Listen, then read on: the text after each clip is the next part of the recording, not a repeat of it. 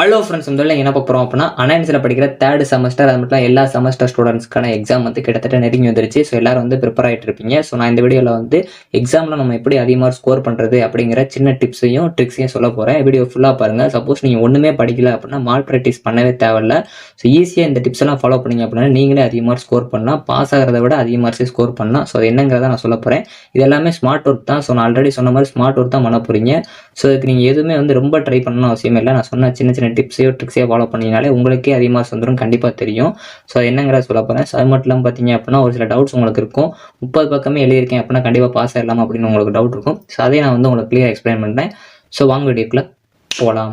Okay friends, first தான் பார்த்துக்கிட்டீங்க அப்படின்னா அனாலிசிஸில் படிக்கிற தேர்ட் செமஸ்டர் ஸ்டூடெண்ட்ஸ் அது மட்டும் எல்லா செமஸ்டர் ஸ்டூடெண்ட்ஸ்க்கான எக்ஸாம் டைம் டேபிள் வந்து பப்ளிஷ் பண்ண மாதிரி இப்போ உங்களுக்கு எக்ஸாம் வந்து கிட்டத்தட்ட வந்துருச்சு. ஸோ எல்லாரும் வந்து ப்ரிப்பேர் ஆகிட்டு இருப்பீங்க. ஒரு சில பேர் இந்த வீடியோ எக்ஸாம் முன்னாடி கூட பார்த்துட்டு இருப்பீங்க. ஸோ கண்டிப்பாக அந்த வீடியோ ஃபுல்லாக பாருங்கள், உங்களுக்கு ரொம்ப ஹெல்ப்ஃபுல்லாக தான் இருக்கும். ஸோ ஃபஸ்ட்டு பார்த்தீங்க அப்படின்னா 30 பக்கமே இல்லைன்னா கண்டிப்பாக பாஸ் ஆகலாமான்னு ஃபஸ்ட்டு உங்களுக்கு ஒரு டவுட் இருக்கும். ஒரு சில பேர் சொல்லியிருப்பாங்க 30 பக்கம் எழுதுங்க கண்டிப்பாக பாஸ் ஆகிடும், ஒரு பேஜுக்கு ஒரு மார்க் போட்டாங்கன்னா கூட கண்டிப்பாக பாஸ் பண்ணிடுவாங்க அப்படின்னு சொல்லி. ஸோ ஃபஸ்ட்டு பார்த்தீங்க அப்படின்னா உங்களுக்கு பேஜஸ்க்கு வந்து மார்க்ஸ் கிடையாது, கொஸ்டினுக்கு தான் மார்க்ஸு. ஸோ நல்லா புரிஞ்சுக்கோங்க. இப்போ நீங்கள் எழுதிருக்க கொஸ்டின் அதிகமாக எழுதிருக்கீங்க, அந்த பேஜஸ் வந்து ஃபில் பண்ணிங்க அப்படின்னா மார்க்ஸ் கிடைக்க சான்சஸ் இருக்குது. இப்போ நீங்கள் ஒரு கொஸ்டினை விட்டுட்டு நீங்கள் 30 பேஜஸ்மே கம்ப்ளீட் பண்ணிக்கிங்க அப்படின்னா அந்த கொஸ்டினுக்குரிய மார்க் போகும். ஸோ அதனால் அப்போ நீங்கள் ஃபெயில் ஆகிற சான்சஸ் இருக்குது. ஸோ அதனால் எல்லா கொஸ்டினுமே கண்டிப்பாக அட்டன் பண்ணி நீங்கள் அந்த கொஸ்டினுக்கு ரிலேட்டடாக இருக்க ஆன்சர் கொடுத்துருந்தீங்க அப்படின்னா அதிக சான்சஸ் நீங்கள் பாஸ் ஆகிறதுக்கு வாய்ப்பு இருக்குது. ஸோ அதனால் பார்த்தீங்க அப்படின்னா கொஸ்டினுக்கு தான் மார்க்கு, ஸோ பேப்பருக்கு மார்க் கிடையாது. இதனால் ஃபஸ்ட்டு புரிஞ்சுக்கோங்க. ஸோ அதுக்கப்புறம் பார்த்தீங்க அப்படின்னா இப்போ 30 பேஜஸ் அப்படி எழுதுனீங்கன்னா கண்டிப்பாக மார்க் பாஸ் ஆகிடலாம். பட் எல்லா கொஸ்டின் அட்டன் பண்ணி ஒரு சில கொஸ்டினுக்கு ரிலேட்டடாக இருக்க ஆன்சர் கொடுத்தீங்கனாலே மேக்ஸிமம் பாஸ் ஆகிடலாம். ஸோ ரெண்டாவது பார்த்தீங்க அப்படின்னா இப்போ உங்களுக்கு சின்ன சின்ன டிப்ஸ் சொல்ல போகிறேன். ஸோ ஒரு சில டைம் பார்த்தீங்க அப்படின்னா உங்கள் ஃப்ரெண்ட்ஸ் வந்து சொல்லியிருப்பாங்க, நான் வந்து ஒழுங்காகவே எக்ஸாம் பண்ணலை, பட் வந்து பாஸ் ஆகிட்டேன், இல்லை நல்ல மார்க் எடுத்தேன் அப்படின்னு சொல்லியிருப்பாங்க. எக்ஸாம் எழுதிட்டு வந்து நல்லாவே பண்ணல அப்படின்னு சொல்லியிருப்பாங்க. ஸோ ரிசல்ட் வந்தோடனே பார்த்தீங்க அப்படின்னா நல்ல மார்க்ஸோ இல்லாட்டி வந்து பாஸ் ஆகிருப்பாங்க. அவங்க பாஸ் ஆகலாம்னு சொல்லிட்டு பாஸ் ஆகிருப்பாங்க. ஸோ அவங்ககிட்ட பார்த்தீங்க அப்படின்னா உங்கள் ஃப்ரெண்ட்ஸ் இல்லாட்டி யார் சொல்லியிருந்தாங்களோ அவங்ககிட்ட போய் எப்படி வந்து நீங்கள் எக்ஸாம் பேப்பர் ப்ரெசன்டேஷன் பண்ணீங்க அப்படின்னு சொல்லி ஃபஸ்ட்டு கேளுங்க. ஸோ அவங்க சொல்கிற டெக்னிக்ஸ் ஃபுல்லாக நீங்கள் ஃபாலோ பண்ணி வச்சுக்கோங்க. நீங்கள் அதை வந்து உங்களோட எக்ஸாமில் வந்து ட்ரை பண்ணி பாருங்கள். பட் வந்து அவங்கள மாதிரியே வந்து ட்ரை பண்ணாமல் உங்களோட இதோட சேர்த்து அவங்க சொல்கிற அந்த டெக்கரேஷன் அது மட்டும் இல்லாமல் அவங்க சொல்கிற எப்படி மெத்தட் வந்து ஃபாலோ பண்ணியிருக்காங்களோ அது மாதிரி வந்து பேப்பர் ப்ரெசன்டேஷன் பண்ணிங்க அப்படின்னா கண்டிப்பாக அதிக மார்க்ஸ் ஸ்கோர் பண்ணலாம். ஸோ உங்களுக்கு அதிக மார்க்ஸ் வரும். நெக்ஸ்ட் பார்த்தீங்க அப்படின்னா ஷெடியூல் பண்ணி படிங்க. ஷெடியூல் பண்ணி அப்படின்னா இப்போ உங்களுக்கு 5 யூனிட்லேருந்து கண்டிப்பாக ஒரு கொஸ்டின் வரும். அதனால் எந்த ஒரு யூனிட்டுமே ஒமிட் பண்ணாதீங்க. சப்போஸ் உங்களுக்கு அந்த யூனிட் படிக்க முடியல அப்படின்னா அதோட கான்செப்டாச்சும் பார்த்துக்கோங்க. எக்ஸாமில் உங்களுக்கு அந்த கொஸ்டின் கேட்குறப்போ அதுக்கு ரிலேட்டடாக உங்களுக்கு ஆன்சர் பார்த்தீங்க அப்படின்னா அதுக்கு ரிலேட்டடாக உங்களால் ஆன்சர் கொடுக்க முடியும். பிளான் பண்ணி படிங்க. அதேமாதிரி பிளான் அப்படின்னா ஒன்றும் இல்லை. இப்போ சப்போஸ் உங்களுக்கு ஒரு எக்ஸாம் நடக்க போகுது அப்படின்னா அந்த எக்ஸாம் வந்து இந்த வருஷத்தில் வேறு யாருக்காச்சும் நடந்திருக்கான்னு பாருங்கள். சப்போஸ் நடந்துருந்துச்சு அப்படின்னா அந்த கொஸ்டின் பேப்பரை டவுன்லோட் பண்ணி அதுலேயும் வந்து இம்பார்ட்டன்ட் கொஸ்டின் எது இருந்துச்சுன்னா உங்கள் சப்ஜெக்ட்டுக்கு ரிலேட்டடாக இருந்துச்சுன்னா அதையும் வந்து ஒரு நல்லா ப்ரிப்பேர் பண்ணி படிச்சுக்கோங்க. ஆனால் அதை மட்டுமே படிக்காதீங்க, அதையும் ஒருக்கா ப்ரிஃபர் பண்ணிக்கோங்க. அதேமாதிரி நீங்கள் ஆல்ரெடி வந்து இதெல்லாம் படிக்கலாம்னு வச்சுருப்பீங்களா, அதையும் வந்து ஒருக்கா பார்த்துக்கோங்க. ஸோ அதே மாதிரி ஒரு லெசன்லேருந்து கண்டிப்பாக ஒரு கொஸ்டின் வருங்கிறனால எந்த ஒரு லெசனுமே ஒமிட் பண்ணாதீங்க. சப்போஸ் அப்படி நீங்கள் பார்க்க முடியல அப்படின்னாலும் அதோட கான்செப்டாச்சும் பார்த்து வச்சுக்கோங்க. ஸோ அதே மாதிரி தெரியாத கொஸ்டின் எழுதுறீங்க அப்படின்னா தெரியாத கொஸ்டின் எழுதுறப்போ வந்து வந்த வார்த்தையை திரும்ப திரும்ப யூஸ் பண்ணாதீங்க. உங்களுக்கு கண்டிப்பாக தெரிஞ்சிருக்கும். அப்படி பார்த்தீங்க அப்படின்னா ஈஸியாக கண்டுபிடிச்சிருவாங்க நீங்கள் கதை அடிச்சிருக்கீங்கன்னு. ஸோ அதனால் மேக்ஸிமம் வராத வேர்டையை யூஸ் பண்ணிகிட்டே இருங்க. ஸோ அப்படின்னா கதை அடிச்சிருக்கீங்கன்னு தெரியாது. ஸோ முடிஞ்சாலும் எல்லா கொஸ்டின் படிச்சுட்டு போயிருவீங்க. சப்போஸ் தெரியாத கொஸ்டின் அட்டன் பண்ணுறப்போ நான் சொல்கிறேன். ஸோ அதே மாதிரி இப்போ நீங்கள் ஒரு கொஸ்டின் தெரியாத கொஸ்டின் உங்களுக்கு வந்திருக்கும். ஸோ நீங்கள் ஆல்ரெடி ஒரு கொஸ்டின் படிச்சுட்டு வந்திருப்பீங்க. ஸோ அதனால் தெரியாத கொஸ்டின் வந்ததுனால தெரிஞ்ச கொஸ்டின் எழுதி வைப்போம் அப்படின்னு சொல்லி எழுதிருப்பீங்க. ஸோ அப்படி யாருமே பண்ணாதீங்க. ஸோ அந்த கொஸ்டினுக்கு இருக்கிற ரிலேட்டடாக ஆன்சரை கொடுங்க. சப்போஸ் நீங்கள் படிச்சுட்டு வந்திருக்க கொஸ்டினுக்கும் இதுக்கு ரிலேட்டடாக இருக்குன்னா எழுதுங்க. அப்படி இல்லை அப்படின்னா கண்டிப்பாக அதை வந்து ஒமிட் பண்ணிடுங்க. ஏன் அப்படின்னா நீங்கள் அதுக்கு ரிலேட்டடாக கொடுத்தீங்கன்னா கூட உங்களுக்கு மார்க்ஸ் கிடைக்கும். சப்போஸ் நீங்கள் சம்மந்தமே இல்லாமல் எழுதிச்சிங்க அப்படின்னா அவங்களுக்கு வந்து பார்த்தோன்னே தெரிஞ்சிடும் இந்த கொஸ்டின் தப்பு அப்படின்னு சொல்லி தப்பு போட்டுருவாங்க. ஸோ ஏன் அப்படின்னா இந்த கொஸ்டினே கேட்கல, இவங்க எழுதி வச்சிருக்காங்க அப்படின்னு சொல்லி கண்டுபிடிச்சிருவாங்க. வேறு முடிஞ்சலாம் வந்து ஒரு கொஸ்டின் வந்து உங்களுக்கு தெரில அப்படின்னா அதுக்கு ரிலேட்டடாகவே ஆன்சர் கொடுங்க. வேறு ஏதாச்சும் படித்தேன் அப்படின்னு சொல்லிட்டு தப்பான ஒரு ஆன்சரை எழுதி வச்சுறாங்க. ஸோ அதுக்கப்புறம் பார்த்தீங்க அப்படின்னா நீங்கள் படிக்கிறீங்க அப்படின்னா அப்போ வந்து உங்களுக்கு நோட்ஸில் இருக்கிறதோ இல்லாட்டி உங்கள் புக்ஸில் இருக்கிறதோ உங்களுக்கு புரியாது. ஸோ அப்போ நீங்கள் யூடியூப்போ இல்லாட்டி வெப்சைட்டை வந்து நீங்கள் ரெஃபர் பண்ணலாம். கூகுளிலேருந்து நீங்கள் வெப்சைட் பார்க்கலாம். ஸோ அதே மாதிரி ஒரு வெப்சைட்டை மட்டும் பார்க்கும்போது ஒரு 4-5 வெப்சைட் பாருங்கள். ஸோ அதில் இப்போலாம் ரிப்பீட்டடாக இருக்க பாயிண்ட்ஸ் இருக்கும், அதெல்லாம் நோட் பண்ணி வச்சு அந்த பாயிண்ட்ஸ்லாம் நோட் பண்ணிக்கோங்க. ஸோ பார்த்தீங்க அப்படின்னா உங்களுக்கே தெரியும். ஸோ இந்த பாயிண்ட்ஸ் ஒரு 4 பாயிண்ட்ஸ் பார்த்தீங்க அப்படின்னா அதை வச்சு நீங்கள் ரெஃபர் பண்ணி நெக்ஸ்ட் கொஸ்டின் நீங்களாவே அட்டன் பண்ணிடலாம்.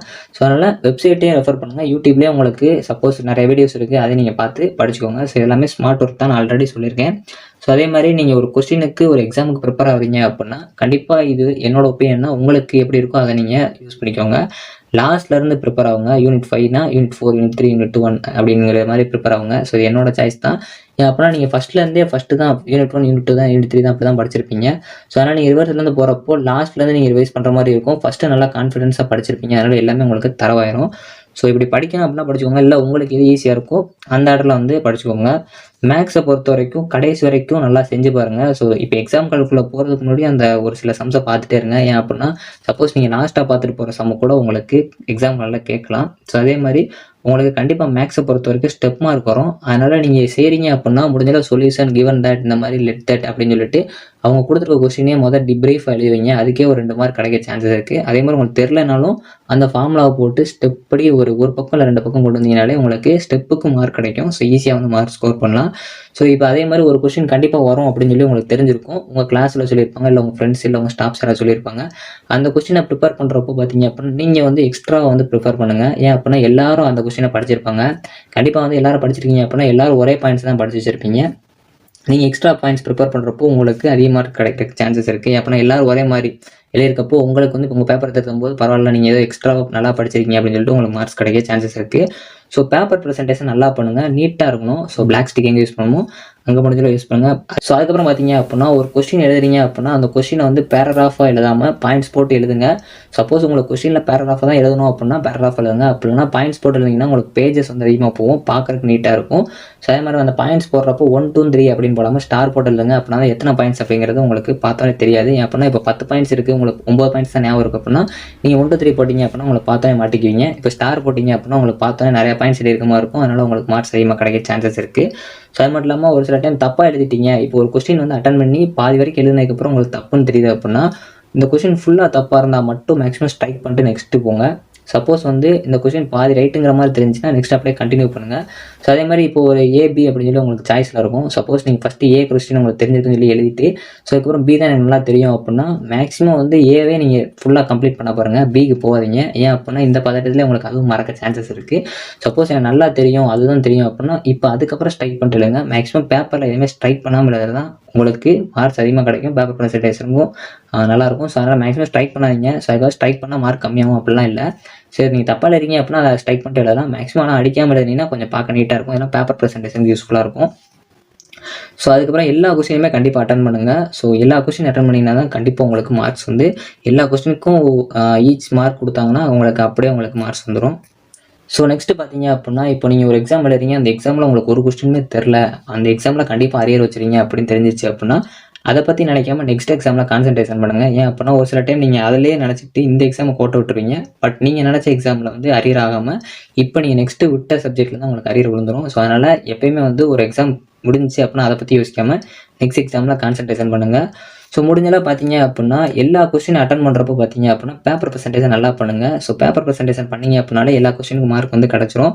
ஸோ அதுக்கப்புறம் வந்து அனெக்ஸரில் கண்டிப்பாக டிக் பண்ணுங்கள். நிறைய பேர் வந்து டிக் பண்ணாமல் இருந்தீங்க. ஸோ இதெல்லாம் வந்து போன டைம் பண்ண மிஸ்டேக்ஸையும் சேர்த்து தான் நான் உங்களுக்கு சொல்லியிருக்கேன்.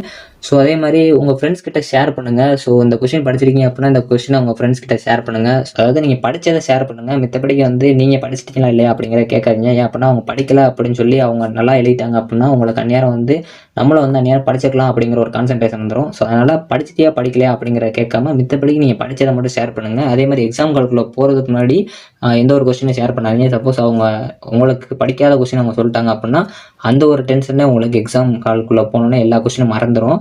சப்போஸ் அவங்க சொன்ன கொஸ்டின் வரலனாலும் உங்களுக்கு மறந்தனால நீங்கள் படித்த கொஸ்டின் உங்களால் எழுத முடியாமல் போயிடும். ஸோ அதனால் மேக்ஸிமம் உங்கள் ஃப்ரெண்ட்ஸ் கிட்ட ஷேர் பண்ணுங்கள். பட் வந்து அவங்க சொல்கிற கொஸ்டின் வந்து காலையில் நீங்கள் ஷேர் பண்ணாமல் மேக்ஸிமம் நீங்கள் எக்ஸாமுக்கு போகிறதுக்கு நைட்டுக்கு முன்னாடி வரைக்கும் வேணால் ஷேர் பண்ணிக்கோங்க. நெக்ஸ்ட்டு பார்த்தீங்க அப்படின்னா ஒவ்வொரு யூனிட்லேயும் என்னென்ன கான்செப்ட் சொல்லியிருக்காங்க அப்படிங்கிற ஃபஸ்ட்டு பார்த்துக்கோங்க. நீங்கள் ஒன்றுமே படிக்கல அப்படின்னாலும் உங்களுக்கு கண்டிப்பாக தெரியும் ஃபஸ்ட்டு கொஸ்டின் அப்படின்னா அது ஃபஸ்ட் லெசனில் தான் வரும் அப்படின்னு. ஸோ அப்படின்னா அந்த கான்செப்ட் வச்சு நீங்கள் ரிலேட்டடாக கொடுக்கலாம். அப்படி கொடுத்தீங்க அப்படின்னா ஒன்றுமே நீங்கள் படிக்கல அப்படின்னாலும் ஈஸியாக மார்க் எடுத்துடலாம். ஸோ அதுமாதிரி பேப்பர் ப்ரெசன்டேஷன் நல்லா பண்ணிங்க அப்படின்னாலே ஒன்றுமே படிக்கல அப்படின்னா அழகாக மார்க் ஸ்கோர் பண்ணி நீங்கள் பாஸ் மார்க் இன்னும் அதிக மார்க்ஸே ஸ்கோர் பண்ணலாம். இதுக்காக மால் ப்ராக்டிஸ் அப்படிங்கிற அவசியமே இல்லை. ஸோ அதனால் இப்போ நான் சொன்ன சின்ன சின்ன டிப்ஸ் எல்லாம் நீங்கள் ஃபாலோ பண்ணீங்க அப்படின்னாலே உங்களுக்கு கண்டிப்பாக ஒரு பெரிய விக்டரி கிடைக்கும். ஸோ சிறுதுளி பெருவெள்ளம் இது உங்களுக்கு தெரியும். ஸோ நம்ம சின்ன சின்ன ட்ரிப்ஸ் யூஸ் பண்ணுறதுனால தான் நம்ம வந்து அதிகமாக மார்க் ஸ்கோர் பண்ணலாம். நம்ம எவ்வளோ படிக்கிறோமோ அதே மாதிரி அதை பேப்பர் ப்ரெசன்டேஷன் பண்ணுறது தான் நம்மளுக்கு மார்க்ஸ் வர்றதுக்கும் இருக்குது. ஸோ அதனால் கண்டிப்பாக வந்து இந்த டிப்ஸ் எல்லாம் ஃபாலோ பண்ணுங்கள். இந்த வீடியோ உங்களுக்கு கண்டிப்பாக பிடிச்சிருக்கும்னு நினைக்கிறேன். ஸோ வீடியோ பிடிச்ச அப்படின்னா லைக் பண்ணுங்கள், ஷேர் பண்ணுங்கள், கண்டிப்பாக சப்ஸ்கிரைப் பண்ணுங்கள். ஓகே ஃப்ரெண்ட்ஸ், நெக்ஸ்ட் வீடியோவில் சந்திப்போம்.